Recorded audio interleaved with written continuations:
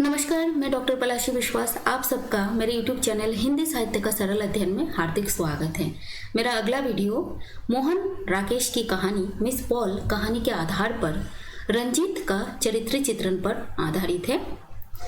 Ranjit miss Paul कहानी का दूसरा प्रमुख चरित्र है। रंजीत के माध्यम से लेखक मोहन राकेश ने कथात्मक शैली में प्रस्तुत कहानी को लिखे हैं। रंजीत के माध्यम से ही मिस पॉल की चारित्रिक विशेषताओं को कहलवाया गया है। रंजीत मिस पॉल का सहकर्मी है और मिस पॉल से उसका व्यवहार सहानुभूतिपूर्ण रहा है। प्रस्तुत कहानी के आधार पर रंजीत की चारित्रिक विशेषताएं इस प्रकार हैं। रंजीत की सबसे पहली चारित्रिक विशेषता यह है कि रंजीत को एक शिष्ट व्यक्ति के रूप में लेखक ने उभारा है। प्रस्तुत कहानी में रंजीत को एक शिष्ट व्यक्ति के रूप में चित्रित किया गया है। उसका व्यवहार शिष्टाचारपूर्ण है। दफ्तर में जहां प्राय सभी कर्मी मिस पॉल पर रोजाना व्यंग्य कसते रहते हैं, वहीं रंजीत ने कभी भी उसका मजाक नहीं उड़ाया, बल्कि मिस पॉल के प्रति उसका व्यवहार उदार रहा है। रंजीत की चरित्र की दूसरी विशेषता यह है कि वह एक भ्रमणशील व्यक्ति हैं। रंजीत को प्रस्तुत कहानी में एक भ्रमणशील चरित्र के रूप में भी चित्रित किया गया है।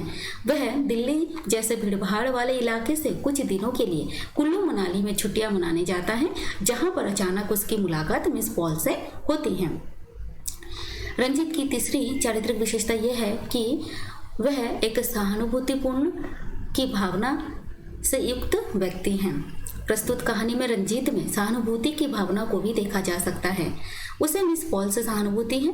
रंजीत को भली भांति यह ज्ञात होता है कि मिस पॉल दिल्ली में क्यों दुखी रहती थी, लेकिन मिस पॉल के अचानक दिल्ली छोड़कर किसी अज्ञात स्थान पर चले जाने के कारण उसे समझ नहीं आता है। यही कारण था कि अचानक एक दिन जब रायसन के बस स्टैंड पर उसे मिस पॉल नजर आती है, तो वह उसकी वर्तमान स्थिति और दिल्ली छोड़ने का सही वजह जानने की कोशिश करता है।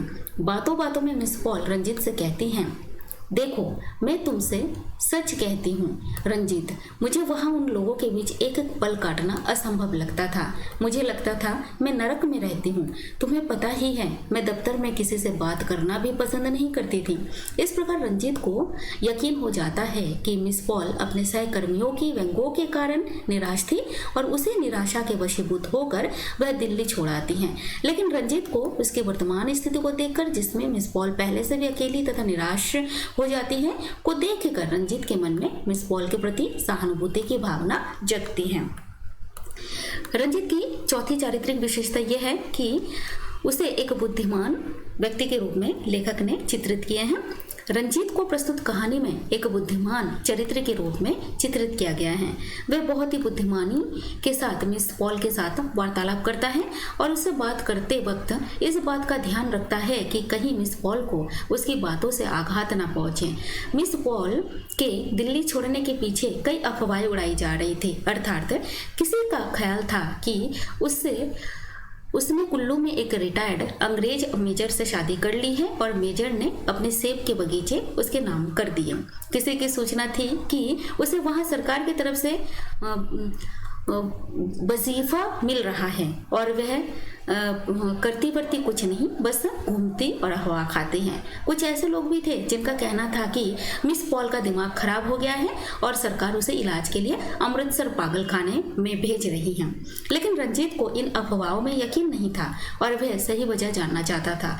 कुल्लू मनाली के रास्ते में जब उसकी मुलाकात मिस पॉल से होती है, तब उसे सच्चाई का पता चलता है और उसे ज्ञात होता है कि क्यों मिस पॉल दिल्ली छोड़ती है और उसकी वर्तमान स्थिति पहले से भी निराशा में तथा अकेलेपन से त्रस्त हैं। इस प्रकार रंजीत अपनी बुद्धि का परिचय देता है और अफवाहों पर यकीन न करके सच्चाई का पता लगाता है। रंजीत की पांचवी चारित्रिक विशेषता यह है कि उसे एक व्यवस्थित जीवन शैली से युक्त व्यक्ति के रूप में भी चित्रित किया गया है। रंजीत को प्रस्तुत कहानी में एक व्यवस्थित जीवन शैली से युक्त चरित्र के रूप में भी दर्शाया गया है। दिल्ली में रहते हुए जब रंजीत अपनी बहनों को लेकर मिस पॉल के घर मिलने जाता था, तो मिस पॉल के घर की बिखरे हुए सामानों को देखकर खिन्न हो जाता था। जब कई वर्ष बाद वह कुल्लू में मिस पॉल के घर पर एक दिन के लिए ठहरता है, तो वहां पर भी उसे मिस पॉल की अव्यवस्थित जीवन शैली देखने को मिलता है। मिस पॉल हफ्ते भर के लिए रोटियां बनाकर रख देती है और 3 दिनों की बासी सब्जी खाया करती हैं। गंदे कपड़ों का ढेर ढेर कुर्सी पर लगा रहता है, पेंटिंग का सामान बिखरा पड़ा होता है, टूटी हुई चाय के प्यालों का व्यवहार करती है, घर का कोई भी सामान सही जगह पर नहीं होता है। रंजीत उसके घर की स्थिति को देखकर खिन्न रह जाता है। इस प्रकार एक व्यवस्थित जीवन शैली को जीने वाला रंजीत के मन में मिस पॉल जैसे अव्यवस्थित जीवन शैली जीने की स्थिति को देखकर खिन्नता के भाव जगते हैं। इस प्रकार स्पष्ट होता है कि रंजीत एक व्यवस्थित जीवन जीने वाला व्यक्ति है। अब रंजीत के 6वें चारित्रिक विशेषता को देखेंगे। रंजीत को प्रस्तुत कहानी में एक कर्तव्यशाली व्यक्ति के रूप में भी लेखक ने उभारा है।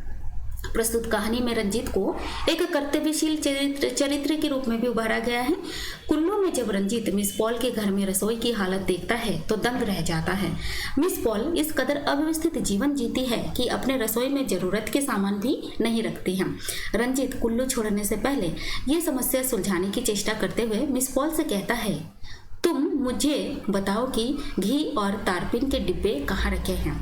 कोई बड़ा थैला हो तो वो भी साथ में ले लो, फुटकर चीजें उसमें आ जाएंगी। इस प्रकार रंजीत अपनी ओर से मिस पॉल की मदद करने की कोशिश करता है।